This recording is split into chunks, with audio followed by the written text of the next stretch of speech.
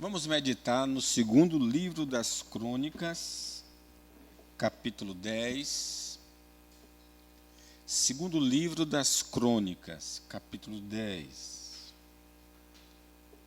Roboão causa separação entre as tribos. Segundo livro das Crônicas, capítulo 10. Acharam? Foi Roboão a Siquém, porque todo Israel se reuniu lá para fazer rei. Tendo Jeroboão, filho de Nebate, ouvido isto, pois estava ainda no Egito, para onde fugira da presença do rei Salomão, voltou do Egito. Mandaram chamá-lo. Veio ele com todo Israel a Roboão e lhe falaram: Teu pai fez pesado o nosso jugo. Agora, pois, alivia tua dura servidão de teu pai e o seu pesado jugo que nos impôs, e nós te serviremos. Ele lhes respondeu: Após 3 dias voltai a mim. E o povo se foi. Tomou o rei Roboão conselho com os homens idosos que estivera na presença de Salomão, seu pai, quando este ainda vivia, dizendo: Como aconselhais que se responda a este povo? Eles lhe disseram: Se te fizeres benigno para com este povo, e lhe agradares, e lhe falares boas palavras, eles se farão teus servos para sempre. Porém, ele desprezou o conselho que os anciãos lhe tinham dado e tomou conselho com os jovens que haviam crescido com ele e o serviam. E disse-lhes: Que aconselhais vós? Que respondamos a este povo que me falou dizendo: Alivia o jugo que teu pai nos impôs? E os jovens que haviam crescido com ele lhe disseram: Assim falarás ao povo que diz: Teu pai fez pesado o nosso jugo, mas alivia-o de sobre nós. Assim lhes falarás: Meu dedo mínimo é mais grosso do que os lombos de meu pai. Assim que, se meu pai vos impôs jugo pesado, eu ainda vos aumentarei. Meu pai vos castigou com açoites, porém eu vos castigarei com escorpiões. Veio, pois, Jeroboão e todo o povo ao 3º dia a Roboão, como lhes ordenara, dizendo: Voltai a mim ao 3º dia. Dura resposta lhe deu o rei, porque o rei Roboão desprezara o conselho dos anciãos. E lhes falou segundo o conselho dos jovens, dizendo: Meu pai fez pesado o vosso jugo, porém eu ainda o agravarei. Meu pai vos castigou com açoites, eu, porém, vos castigarei com escorpiões. O rei, pois, não deu ouvidos ao povo, porque isto vinha de Deus, para que o Senhor confirmasse a palavra que tinha dito por intermédio de Aías, o silonita, a Jeroboão, filho de Nebate. Vendo, pois, todo o povo que o rei não lhe dava ouvidos, reagiu dizendo: Que parte temos nós com Davi? Não há para nós herança nos filhos de Jessé. Cada homem a sua tenda, ó Israel. Cuida agora da tua casa, ó Davi. Então Israel se foi às suas tendas. Quanto aos filhos de Israel, porém, que habitavam na cidade de Judá, sobre eles reinou Roboão. Então o rei Roboão enviou a Adorão, superintendente dos que trabalhavam forçados, porém os filhos de Israel o apedrejaram e morreu. Mas o rei Roboão conseguiu tomar o seu carro e fugir para Jerusalém. Assim Israel se manteve rebelado contra a casa de Davi até o dia de hoje. Amém. Israel teve 3 reis que dominaram todas as 12 tribos: Saul, Davi e Salomão. esse filho de Salomão, Roboão, seria o quarto rei, mas ele nem chegou a esse domínio. Diz que ele foi para Siquém para o povo lhe fazer rei. E quando chegou lá na reunião de posse, de consagração, o povo disse: tem uma condição.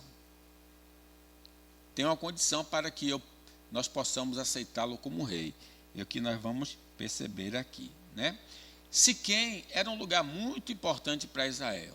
Siquém foi a cidade em que Abraão chegou depois de sair de Harã e foi para a terra prometida. Ele chega em Siquém e faz o altar.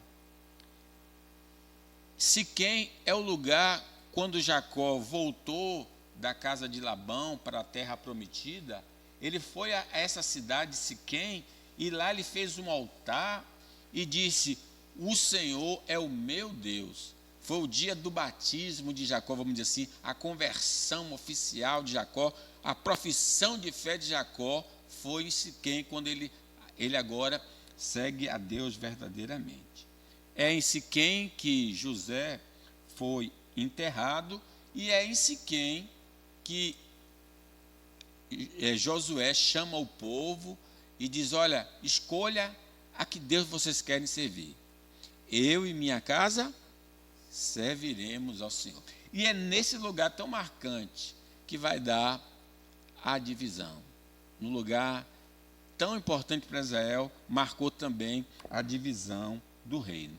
Observe então, ele vai a Siquém, versículo 1, né, todo o povo, ele já era rei automático da tribo de Judá. Da tribo de Judá, automaticamente ele era o rei, né? Porque todo Israel se reuniu lá para fazer rei.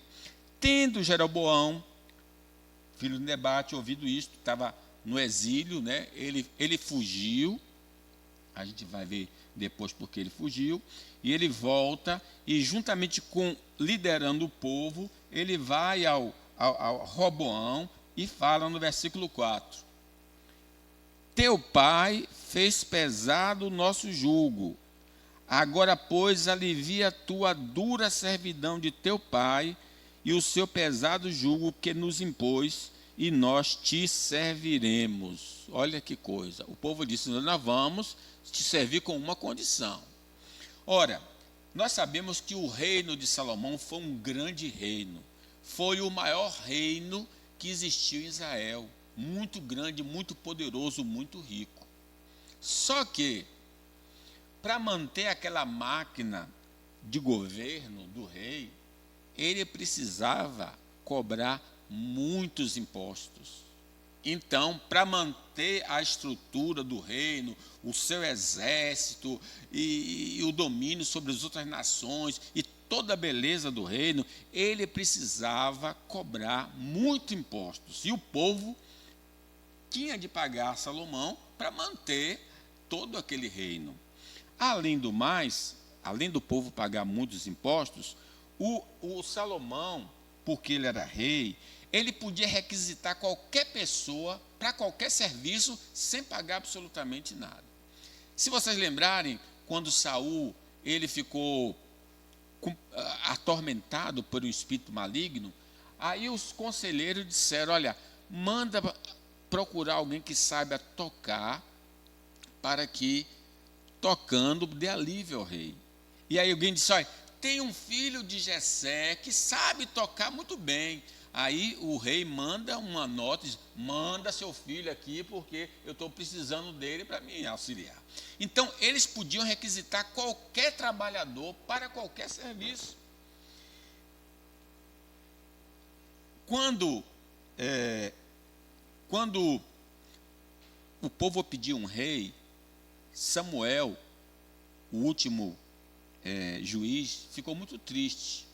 Mas Deus disse: não, bota um rei, porque eles não estão desprezando vocês, não. Esse povo está me desprezando. Aí Deus deu a seguinte ordem. Referiu-se Samuel todas as palavras do Senhor, que ele lhe pediu um rei, e disse: este será o direito do rei que houver de reinar sobre vós. Ele tomará os vossos filhos e os empregará no serviço dos seus carros e com os seus cavaleiros, para que corram adiante deles, e os porá uns por capitães de 1000, capitães de 50, outros para lavrarem os seus campos e ceifarem a sua messe, outros para fabricarem suas armas de guerra e o aparamento de seus carros. Tomará as vossas filhas para perfumistas, cozinheiras e padeiras. Tomará o melhor das vossas lavouras e das vossas vinhas e dos vossos olivais, e os dará aos seus servidores. As vossas sementeiras e as vossas vinhas dizimará para dar aos seus oficiais e aos seus servidores. Também tomará os vossos servos e as vossas servas e os vossos melhores jovens e os vossos jumentos e os empregará no seu trabalho. Dizimará o vosso rebanho e vós sereis por servo. Então, naquele dia, clamareis por causa do vosso rei, que houverdes escolhido, mas o Senhor não vos ouvirá naquele dia. Porém, um povo não atendeu à voz de Samuel e disse: não, mas teremos um rei sobre nós, para que sejamos também como todas as nações. O nosso rei poderá governar-nos e sair adiante de nós e fazer as nossas guerras. O povo, Deus advertiu, olha, ele vai requisitar e vai cobrar impostos. O povo disse, não, queremos, e agora o povo está chiando. Então a ideia é mais ou menos assim, usando a linguagem brasileira. Gente, no Brasil, há uma máquina real, poder legislativo, poder judiciário, poder executivo, municipal, estadual e federal. E fora todos os empregados que estão nesse conjunto. Quase 50% dos impostos que são arrecadados é para manter a máquina funcionando. Só que quando você vai num posto de saúde, não tem médico, não tem medicamento. Se você vai num colégio público, não funciona direito. Se você vai na universidade, quando não os professores estão em greve, são os outros funcionários que ficam em greve. Quer dizer, você vai em qualquer repartição pública, você fica suando para conseguir alguma coisa. Parece que você está pedindo um favor para eles. E é interessante que o nome é servidor. Servidor é para servir. Mas, na verdade, eles são reis. E aí, é mais ou menos isso que está acontecendo. A gente paga muito imposto para manter o Estado, para manter a Prefeitura, para manter o governo federal. Só que quando a gente vai requerer o serviço disso, não tem. Não tem nenhum serviço de excelência. Então o povo estava dizendo assim, olha, nós queremos saúde, nós queremos educação, nós queremos segurança, nós podemos até pagar, mas queremos. Então diminua essa carga tributária, diminua a requisição de pessoas e nós vamos te servir. Foi o pedido do povo a Salomão, a Roboão. O povo, então, requereu diminuição da carga tributária e diminuição da mão de obra e mais benfeitoria para a população para continuar servindo ao rei. É interessante que em Provérbio diz assim, quando o governo é justo, o país tem segurança, mas quando o governo cobra impostos demais, a nação acaba na desgraça. Porque ele vai tirando tudo da gente para manter a máquina e a gente fica pobre. Só para vocês terem uma ideia, na cesta básica que a gente compra, só de imposto ali tem 23%. Feijão, arroz, farinha. Aqui, você pensa que não paga imposto? Toda vez que você vai no mercadinho desse e compra qualquer coisa, tem um imposto embutido para pagar. Nada sai de graça, né? Porque o governo precisa manter funcionando e ele não trabalha, ele precisa tirar da gente para funcionar. O povo disse, olha, nós queremos melhorias e queremos diminuição da carga tributária. Um governo que se preocupa com o bem-estar do cidadão e não com a máquina administrativa deve ser desejado por nós. É interessante que a gente vê o exemplo de alguns governadores como Neemias. Neemias, ele vai governar Israel num período de muita escassez. E diz assim, olha, diz Neemias, também desde o dia em que fui nomeado governador na terra de Judá, desde o 20º ano até o 32º ano do rei Artaxerxes, 12 anos, nem eu, nem meus irmãos comemos o pão devido ao governador. Mas os primeiros governadores que foram antes de mim oprimiram o povo e lhe tomaram pão e vinho, além de 40 ciclos de prata. Ciclo de prata. Até os seus moços dominavam sobre o povo, porém eu assim não fiz por causa do temor de Deus. Antes, também na obra deste muro fiz reparação, e a terra nenhuma compramos. E todos os meus moços se ajuntaram ali para a obra. Também 150 homens dos judeus e dos magistrados, os que vinham a nós, dentre as gentes que estavam em nosso redor, eram meus hóspedes. O que se preparava para cada um era um boi e 6 ovelhas escolhidas. Também a minha custa eram preparadas aves, e 10 em 10 dias. Muito vinho de todas as espécies. Nem por isso exigia o pão devido ao governador, porquanto a servidão deste povo era grande. Lembra de mim para o meu bem, ó meu Deus, e de tudo quanto fiz a este povo. Sabe? A gente vê quando bota um cara como um prefeito, ele chama o pai, a mãe, a avó, manda todo mundo e aparata esse povo da família para que a gente sustente. E Neemias disse, olha, eu governei 12 anos, nunca pedi o salário do governador que ele tinha direito, não recebi. E os meus funcionários não foram sustentados pelo governo, eu mesmo alimentei esse povo, né?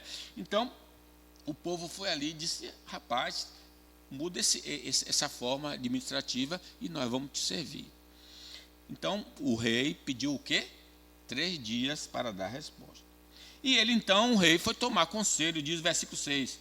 Tomou o rei Roboão conselho com os homens idosos que estiveram na presença de Salomão. Então, imagina aqueles homens que viveram com Salomão, que tinha muita sabedoria, eles aprenderam da sabedoria de Salomão. Como aconselhasse que se responda a este povo? Versículo 6.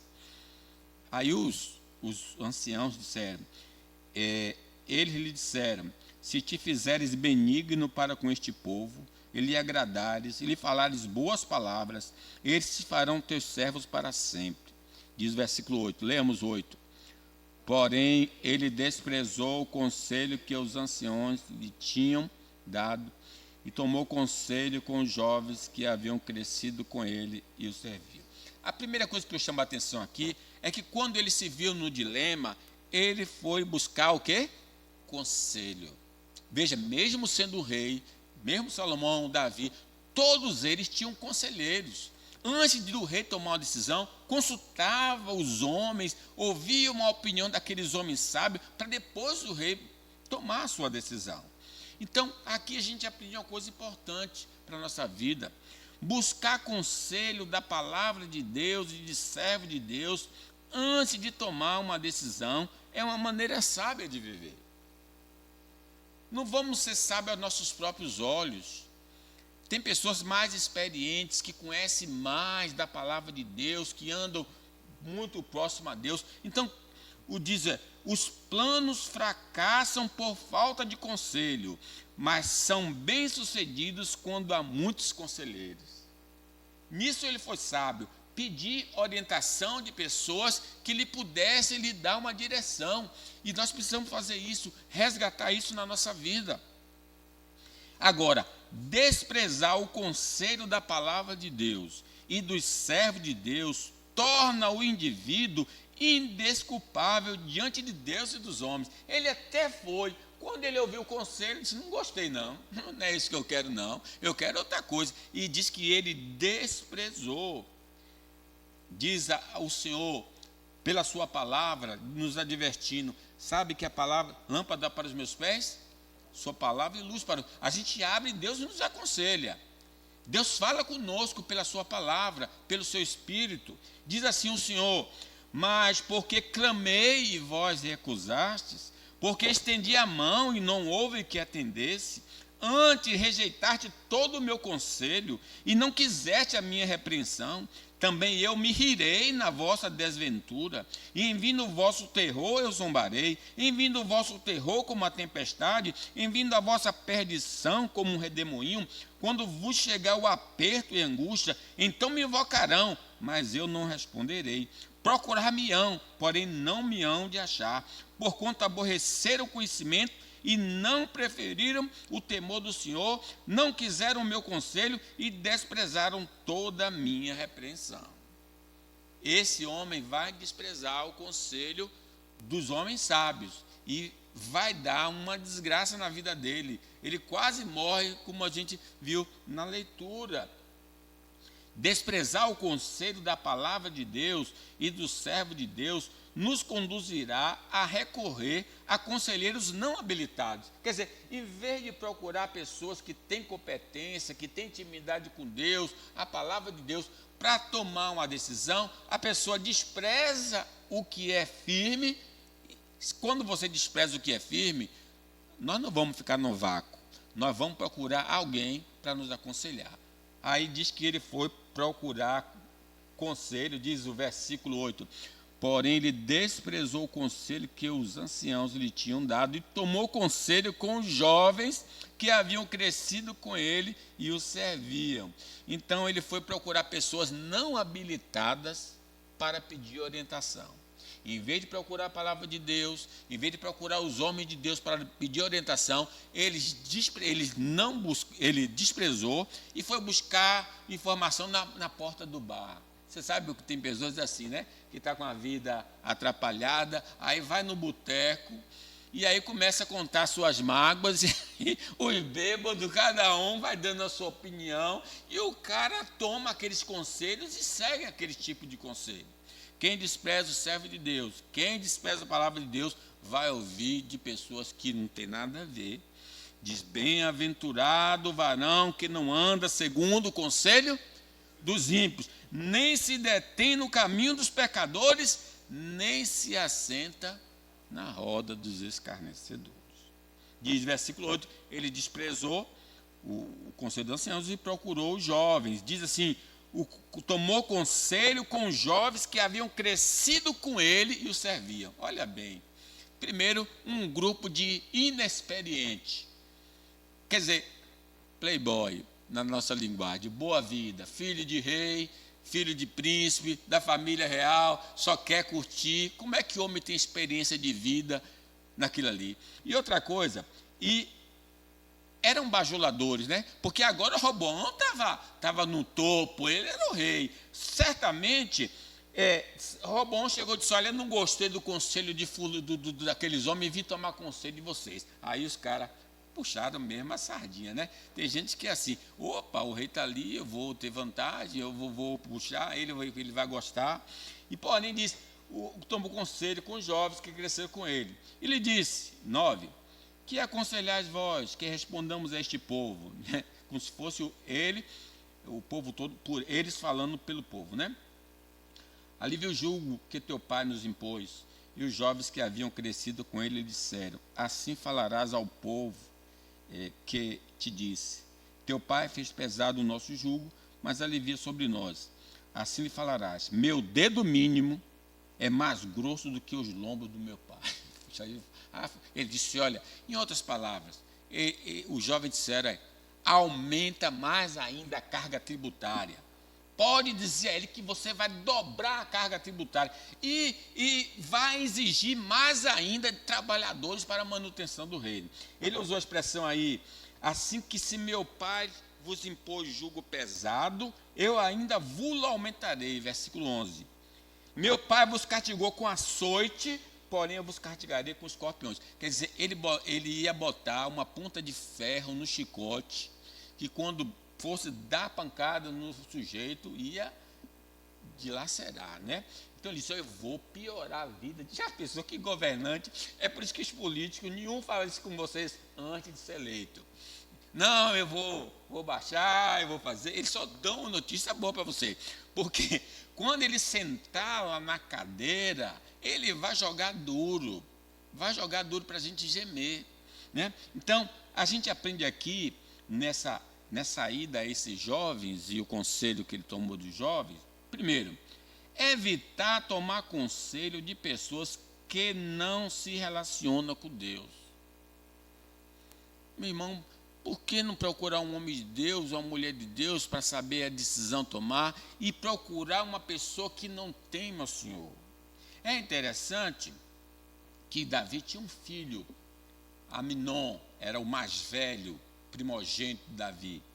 E ele se engraçou com a meia-irmã dele, irmã de Absalão, Tamar.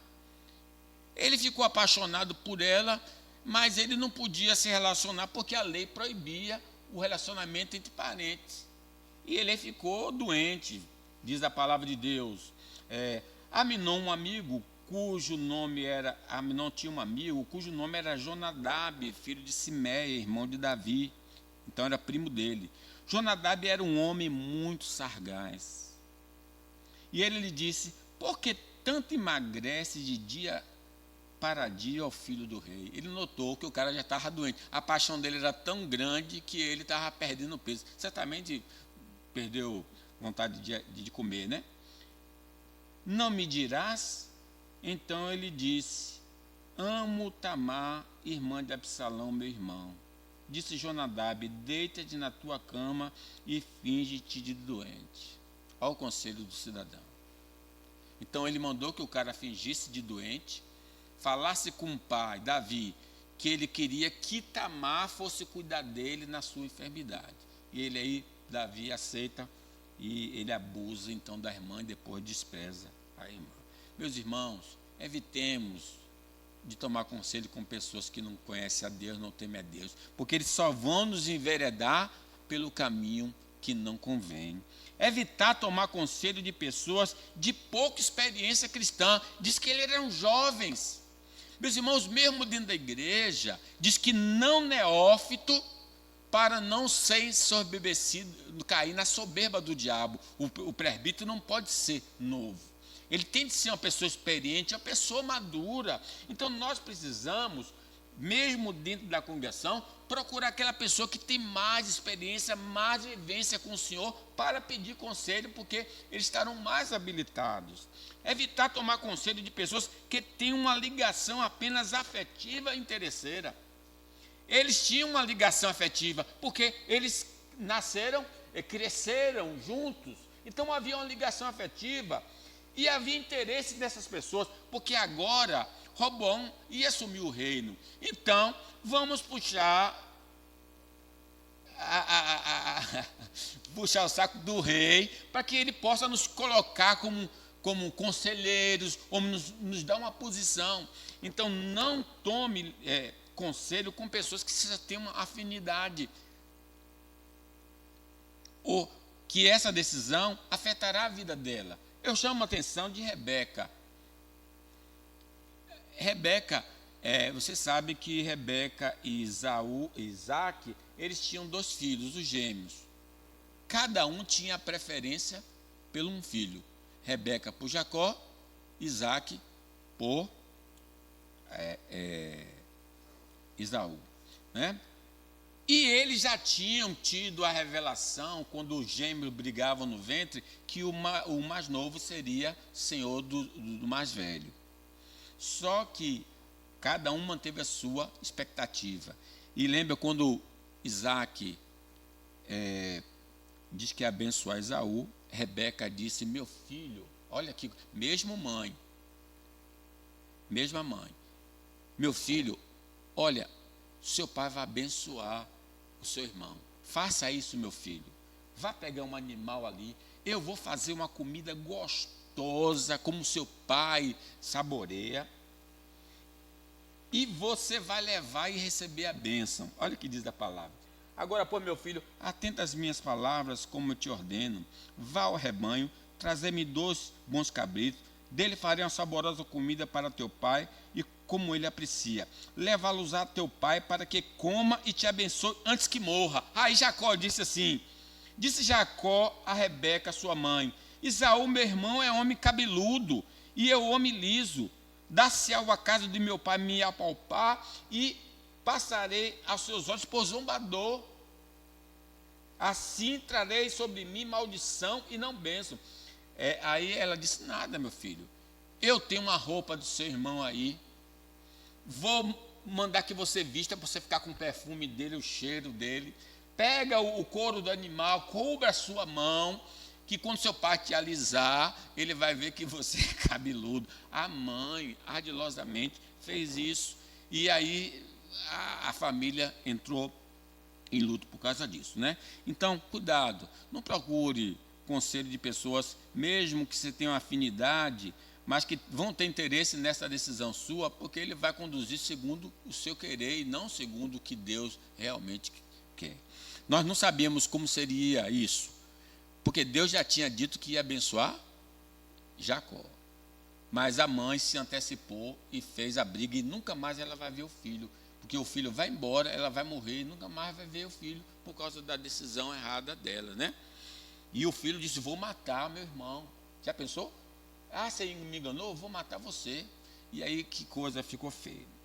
Então veio, versículo 12, veio Jeroboão, todo o povo ao terceiro dia, a Roboão, como lhe ordenara, dizendo: voltai a mim ao terceiro dia. Dura resposta lhe deu o rei, porque o rei Roboão desprezara o conselho dos anciãos e lhe mandou, e lhes falou segundo o conselho dos jovens: meu pai fez pesado o vosso jugo, porém eu ainda o agravarei. Meu pai vos castigou com açoite, eu, porém, vos castigarei com escorpiões. Ele era um líder, irmão.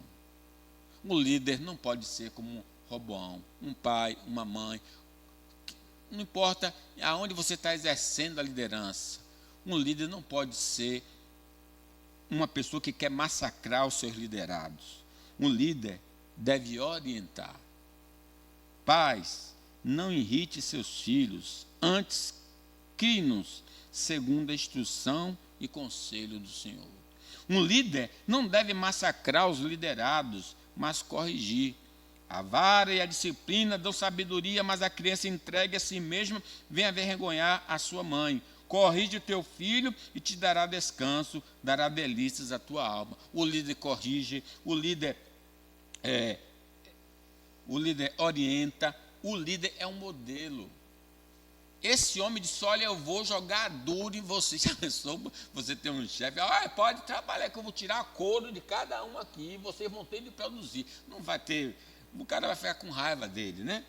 E quando o rei disse isso, versículo 15, o rei, pois, não deu ouvidos ao povo, porque isto vinha de Deus, para que o Senhor confirmasse a palavra que tinha dito por intermédio de Aías, o silonita, a Jeroboão, filho de Nebate. O que é isso aqui? Quando Salomão adorou os ídolos, Deus mandou esse profeta e disse para ele: olha, Salomão, você não me honrou, pois eu vou dividir o reino. 10 tribos eu vou dar ao seu servo e 2 tribos vai ficar com você. Mas não vou fazer agora não, vou fazer quando o seu filho se levantar. Deus fez essa promessa por causa do pecado de Salomão. E aí foi revelado que Jeroboão seria o que iria governar. Então Salomão começou a perseguir esse cidadão, porque sabia que ele ia ser o rei. E aí ele foi para o exílio, lá para o Egito, né? E agora ele voltou. Aí o Israel, quando ouviu a resposta do rei, 16, lemos 16. Vendo, pois, todo Israel que o rei não lhe dava ouvidos, reagiu dizendo: que parte temos nós com Davi? Não a nós para herança nos filhos de Jessé. Cada homem a sua tenda, Israel. Cuida agora da tua casa, ó Davi. Então Israel foi às suas tendas. Poxa, então Deus já tinha dito que ia dividir o reino. E agora o reino está sendo dividido. Finalmente, quem é culpado? Deus ou Roboão? E aí que eu chamo a atenção aqui sobre a soberania de Deus e a responsabilidade humana. A soberania de Deus não anula a vontade humana. Isto é, Deus determinou lá atrás que o reino seria dividido. Mas aqui nós estamos vendo pela leitura que Roboão tomou conselho com os mais velhos, desprezou e depois foi aos novos, tomou conselho e aceitou. Foi uma decisão de quem? Roboão, não de Deus. Vocês estão vendo? Deus decide, mas a gente pode dizer claramente que o reino foi dividido por causa da vontade de Roboão. Por exemplo, deixa eu dar um outro exemplo de que Deus decide, mas o homem é a vontade do homem que está em jogo. Então, dos 12, chamado Judas Iscariotes, indo ter com os principais sacerdotes, propôs: que me quereis dar, e eu vos entregarei. E pagaram-lhe 30 moedas de prata. E desse momento em diante buscava ele uma boa ocasião para o entregar. Chegada a tarde, pôs-se ele à mesa com os 12. E enquanto comia, declarou Jesus: em verdade vos digo que um dentre vós me trairá. E eles, muitíssimos contristados, começaram um por um a perguntar-lhe: porventura sou eu, Senhor? E ele respondeu: o que mete comigo a mão no prato, esse me trairá. Aí, presta atenção: o Filho do Homem vai como está escrito a seu respeito, mas ai daquele por intermédio de que um Filho do Homem está sendo traído. Então Deus profetizou e determinou que o Filho iria ser traído. Agora, quem iria trair seria culpado da sua decisão. A soberania divina não anula a responsabilidade do homem. Sim, Deus determinou que o reino seria dividido. Deus determinou que Jesus iria morrer. Mas os apóstolos sempre disseram: vocês mataram o Filho de Deus.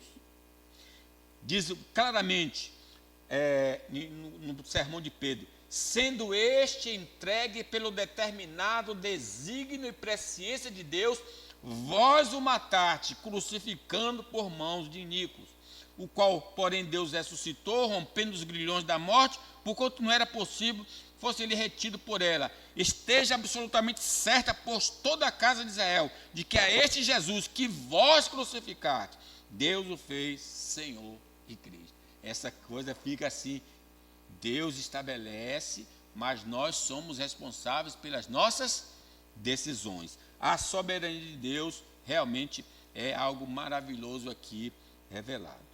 Versículo 18: então o rei Roboão enviou Adorão, superintendente dos que trabalhavam forçados, porém os filhos de Israel o apedrejaram e morreu. Mas o rei Roboão conseguiu tomar o seu carro e fugir para Jerusalém. Assim Israel se manteve rebelado contra a casa de Davi até o dia de hoje. Então houve o cisma, a separação. Surgiu o reino do norte, 10 tribos, e o reino do sul. A separação. Irmãos, isso acontece nas igrejas locais, nas denominações. Há muitas divisões. Dali saem muitas igrejas. Essa divisão se deu por ignorância, teimosia do rei. Se ele abrisse mão de uma coisa que não era essencial, o reino ficava na mão dele. Então preste atenção: a separação de igrejas não se justifica quando é por coisas periféricas. Sabe, tem igrejas que são divididas porque um gosta de levantar a mão e o outro não gosta de levantar a mão. Um gosta de dar glória a Deus, o outro não gosta da glória a Deus. Um gosta de cantar hinos, o outro gosta de cantar cantos. E aí a igreja começa a brigar e se divide e forma uma outra igreja por coisas periféricas, como na igreja de Corinto. Eu sou de Paulo, eu sou de Apolo, eu sou de Cefas. Isso não pode acontecer, isso não deve acontecer. A separação não se justifica pela ânsia de primazia de alguns. Diz o apóstolo João que tinha um rapaz chamado Diótrefes, que gostava de exercer a primazia. Meus irmãos, quando você vai, acontece nas igrejas tradicionais e todas as igrejas, mas eu vou citar um exemplo. Por exemplo, vocês sabiam que a Igreja Universal do Reino de Deus foi fundada por Edir Macedo e o bispo da Graça, R.R. Soares. Inclusive, eles são genros, são parentes. Eles eram da mesma igreja. Mas aí eles brigam. E brigam por causa de quê? Poder e dinheiro. Aí funda a Igreja Internacional da Graça. Vocês sabiam que Valdomiro, aquele pastor do chapéu, era bispo da Universal? Ele é da Universal. Mas aí ele briga por causa de quê?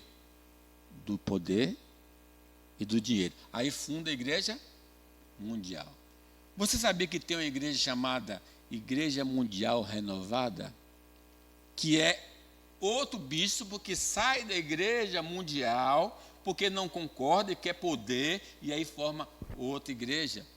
Isso vai acontecendo, meus irmãos. Vejam, isso por causa de quê? De poder ou de dinheiro. As pessoas estão usando os outros para si mesmo, né?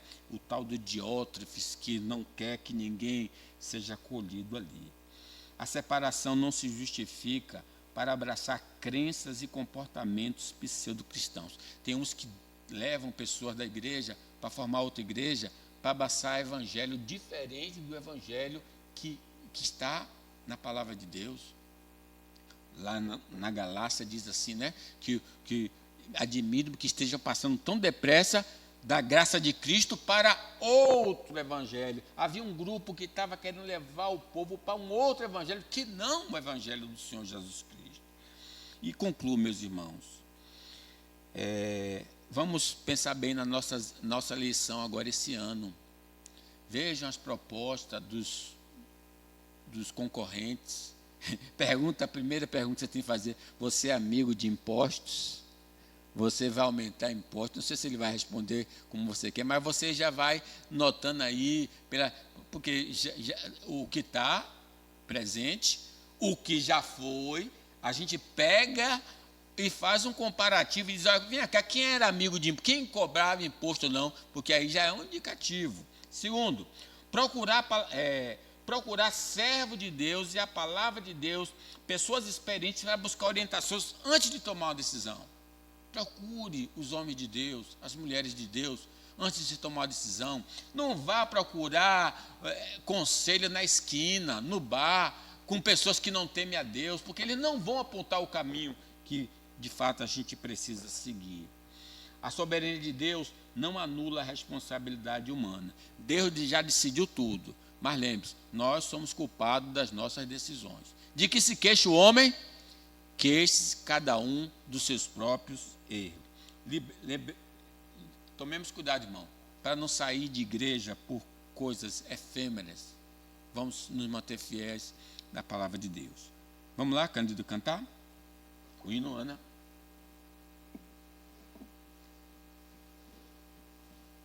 É 109.